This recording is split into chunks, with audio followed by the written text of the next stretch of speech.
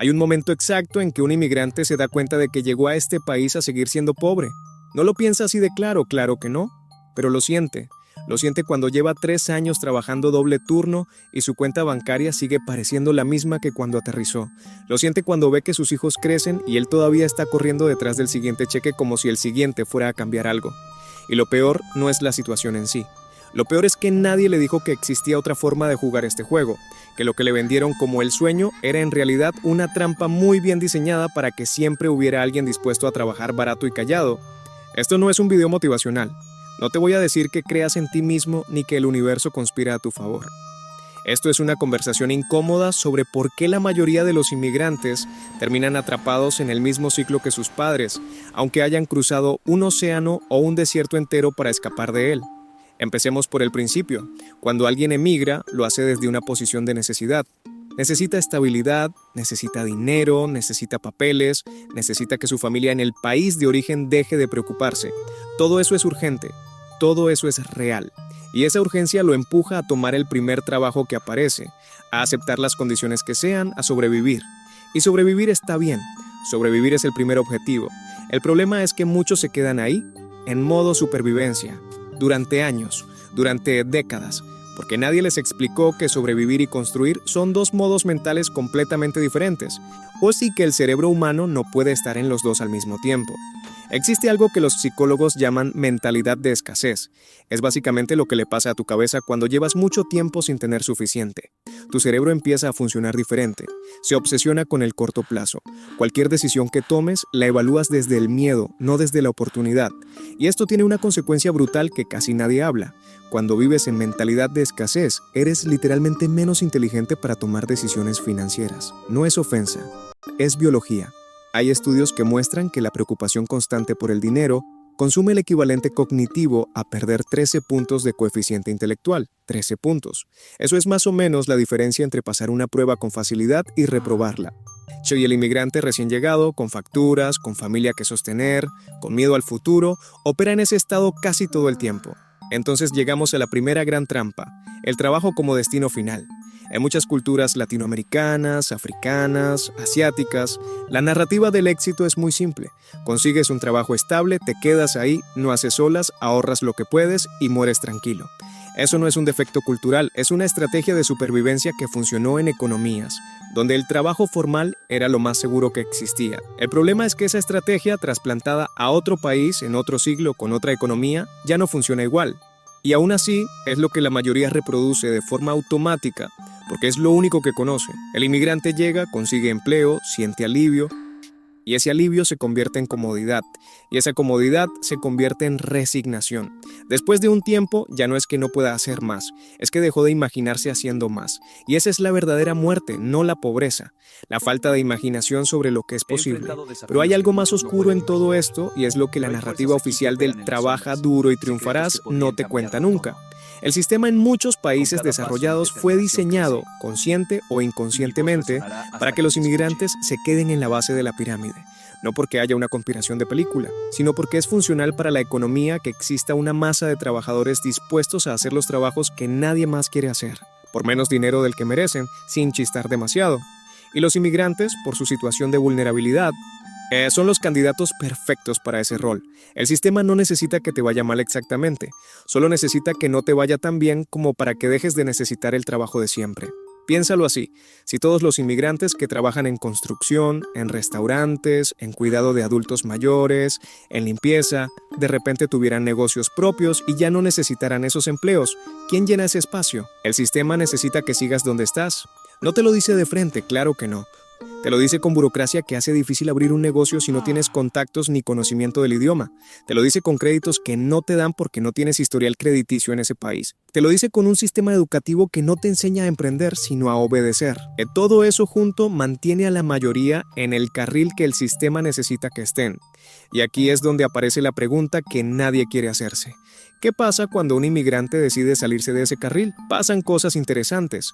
Y pasan cosas dolorosas, porque cambiar de mentalidad no es un evento, no es un momento de iluminación donde de repente todo tiene sentido. Es un proceso lento, incómodo y muchas veces solitario, porque cuando empiezas a pensar diferente, tu entorno más cercano, a veces tu propia familia, siente ese cambio como una amenaza. Hay un fenómeno que se repite tanto entre comunidades de inmigrantes que casi podría clasificarse como epidemia silenciosa. Se llama de forma informal el cangrejo cultural. La idea del cubo de cangrejos: si uno intenta salir, los demás lo jalan hacia abajo. No por maldad pura, ya por miedo, porque cuando tú intentas hacer algo diferente, tu vecino, tu primo, tu compadre, te ven y sienten que tus ganas de crecer son una crítica implícita a su decisión de quedarse quieto. Y entonces viene el comentario: ¿tú qué te crees? Eso no es para nosotros. Primero asegúrate de pagar tus cuentas antes de ponerte a soñar. Y cada uno de esos comentarios es como un ladrillo en la pared que separa al que quiere construir del que solo quiere sobrevivir. Los inmigrantes que logran cambiar de mentalidad, los que realmente hacen el salto de consumidor a constructor, casi todos cuentan lo mismo. En algún momento tuvieron que alejarse, de personas, de conversaciones, de ambientes, no porque fueran malos, sino porque el ecosistema en el que vivían era incompatible con lo que querían convertirse. Pero antes de hablar de cómo se hace ese cambio, hay que entender qué significa exactamente la diferencia entre un consumidor y un constructor, porque no es solo una cuestión de tener negocio o no tener negocio, es mucho más profundo que eso. Un consumidor ve el mundo como una serie de cosas que puede comprar, usar o disfrutar. Sus decisiones financieras están dominadas por el presente. Gasta lo que tiene, a veces lo que no tiene, en cosas que le dan satisfacción inmediata. Y ojo, esto no es un juicio moral, es un patrón. Es lo que el marketing lleva décadas perfeccionando para que hagamos exactamente eso. Un consumidor trabaja para gastar, y cuando gasta, trabaja más para volver a ganar lo que gastó. Es una rueda que nunca para. Un constructor ve el mundo de forma distinta, ve recursos, ve oportunidades. Jota ve problemas como negocios potenciales, no porque sea más listo, sino porque entrena su atención para verlos. Un constructor no pregunta ¿cuánto gano?, sino ¿qué puedo crear con lo que tengo? Y esa diferencia de pregunta genera un universo paralelo de decisiones completamente distintas.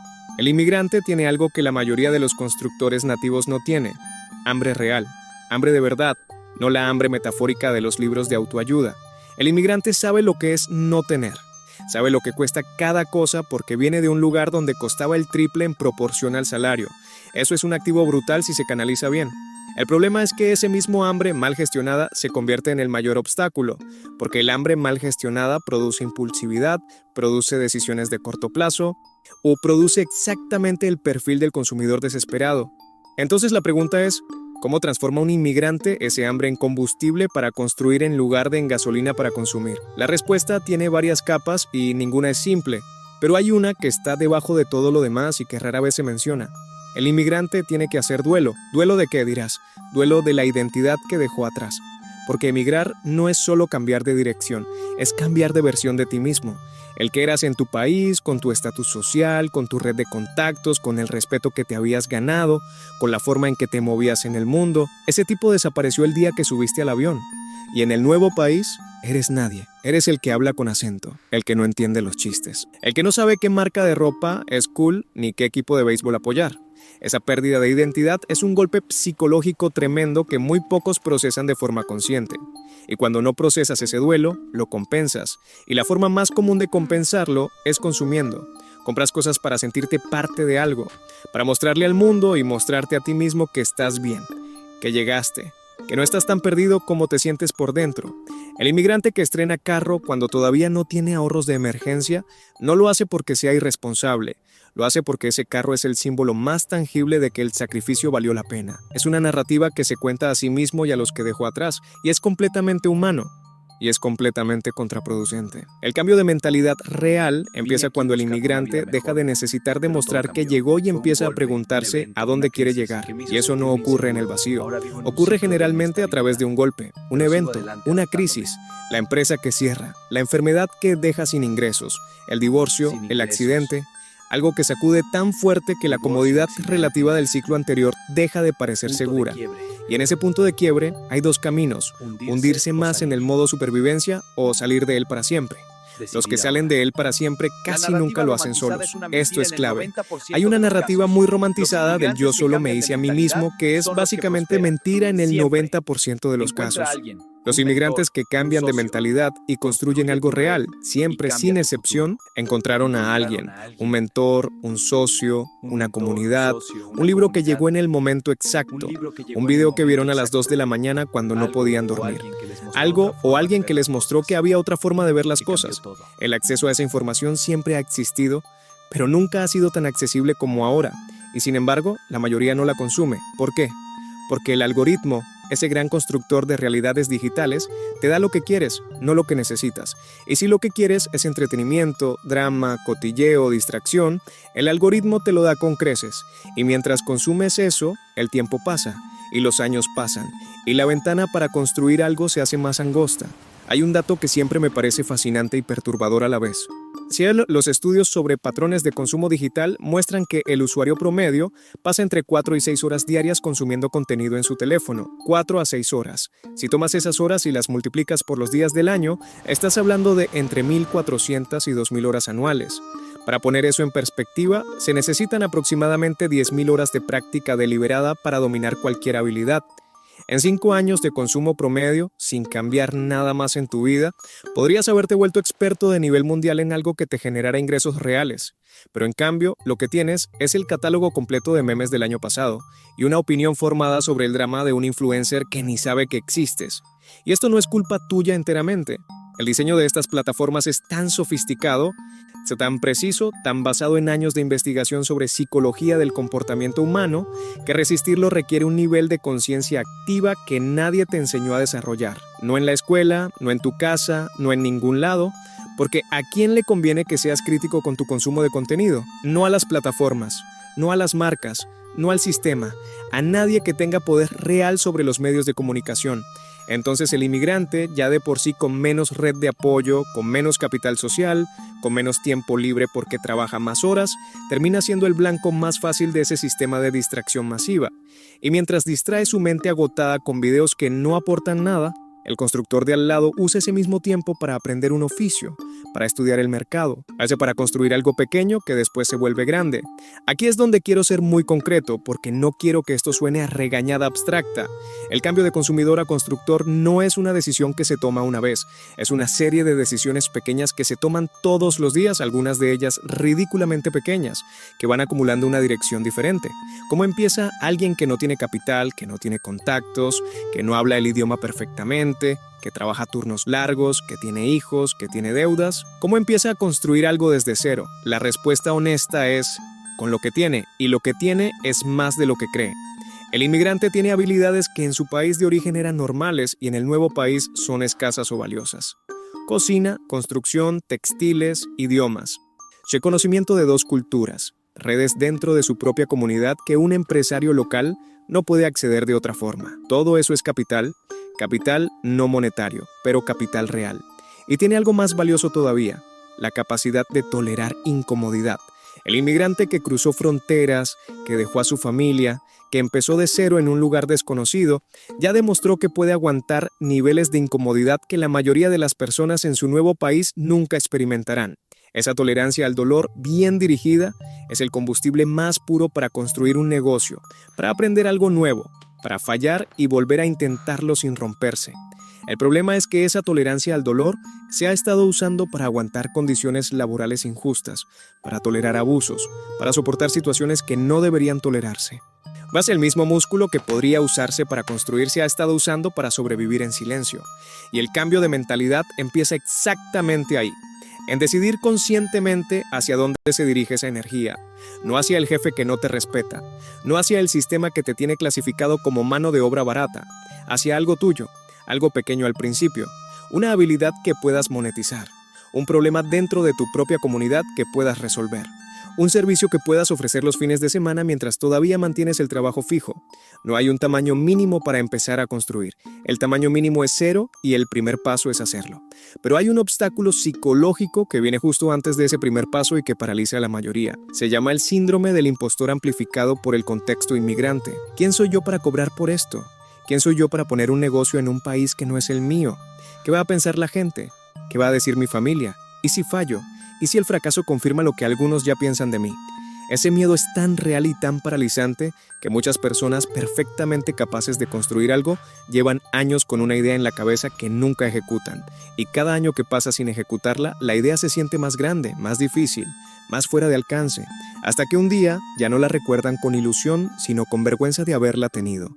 Lo que nadie te dice es que el fracaso en los negocios pequeños, el fracaso real, no es tan catastrófico como el fracaso que imaginas, porque en tu imaginación el fracaso significa perderlo todo, quedar en ridículo, confirmar los miedos de todos los que dudaron de ti. Pero en la realidad, el fracaso de un primer negocio pequeño casi siempre significa simplemente que aprendiste que no funciona y tienes información para hacerlo mejor la siguiente vez. Los empresarios que construyeron cosas grandes rara vez lo hicieron bien al primer intento. Lo que los diferencia no es el talento, es que volvieron a intentarlo cuando todos los demás ya habían dejado de contar. Y hay algo más que quiero decir sobre este tema que casi siempre se omite porque incomoda a mucha gente: el rol de la comunidad. Las comunidades de inmigrantes tienen una dualidad que es fascinante y frustrante al mismo tiempo.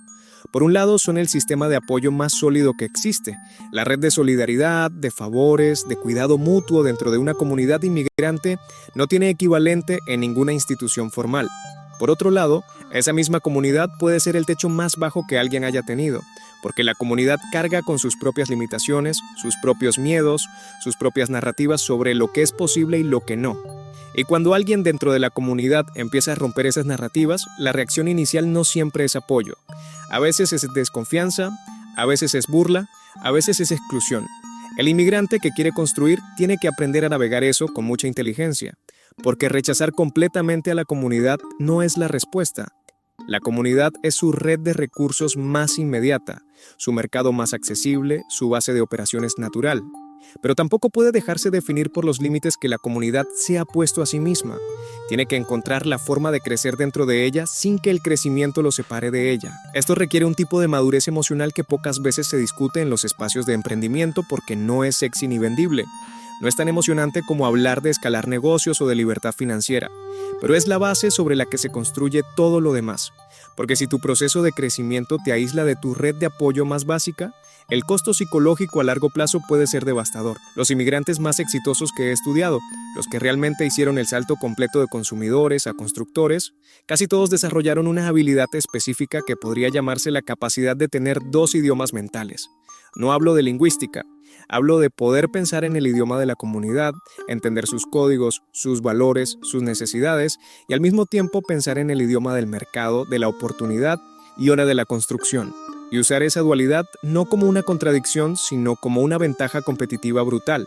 Porque el inmigrante que entiende profundamente a su propia comunidad y además tiene las herramientas para servir a esa comunidad mejor que cualquier empresa externa, tiene un nicho de mercado que nadie más puede tocar. Un mercado que habla su idioma, literalmente y figurativamente. Un mercado que confía en él porque es uno de los suyos. Eso vale millones. Y sin embargo, la mayoría no lo ve porque está demasiado enfocado en competir en los mercados donde tiene menos ventajas, en lugar de dominar el mercado donde tiene todas. Esa es probablemente la pieza más subestimada del rompecabezas. No es el capital, no es el idioma, no es la documentación, es la visión. Y la capacidad de ver el valor que ya tienes antes de ir a buscar el valor que crees que te falta. Y el último punto, el que cierra todo esto, es el tiempo. El inmigrante tiene una relación particular con el tiempo porque ha vivido la experiencia de que el tiempo que no aprovechas no vuelve. Salió de su país consciente de que cada día en el nuevo lugar tenía un costo, un sacrificio que se había hecho para estar ahí. Pero esa conciencia se va borrando con los meses, con la rutina, con el cansancio. Y de repente pasan 10 años y la sensación es la misma que el primer mes. Corriendo, ocupado, agotado, sin tiempo para nada que no sea lo urgente. El constructor no tiene más tiempo que el consumidor. Tiene exactamente el mismo tiempo. Lo que tiene diferente es a dónde va ese tiempo. Tiene claridad sobre qué construye y qué no construye futuro. Y esa claridad es la diferencia entre mirar hacia atrás en 20 años y ver algo que creaste, algo que dejaste, algo que dura, o mirar hacia atrás y ver solo los turnos que trabajaste y las cuentas que pagaste. Esto es posible, no es fácil, no es rápido, no es garantizado, pero es posible. Y la única forma de que se vuelva real es decidir hoy, no mañana. No cuando las condiciones sean perfectas, porque las condiciones nunca van a ser perfectas, que vas a usar lo que tienes para construir algo. Aunque sea pequeño, aunque nadie más lo vea todavía, aunque al principio solo seas tú sabiendo que algo está cambiando. El inmigrante que cambia de mentalidad no cambia solo su vida, cambia la narrativa de toda su familia, cambia lo que sus hijos ven como posible, cambia lo que la siguiente generación cree que merece. Y eso, aunque nunca aparezca en ningún titular, es una de las transformaciones más poderosas que puede ocurrir en silencio dentro de una sociedad. El momento de empezar no es cuando tengas todo listo. El momento de empezar fue ayer. El segundo mejor momento es ahora mismo.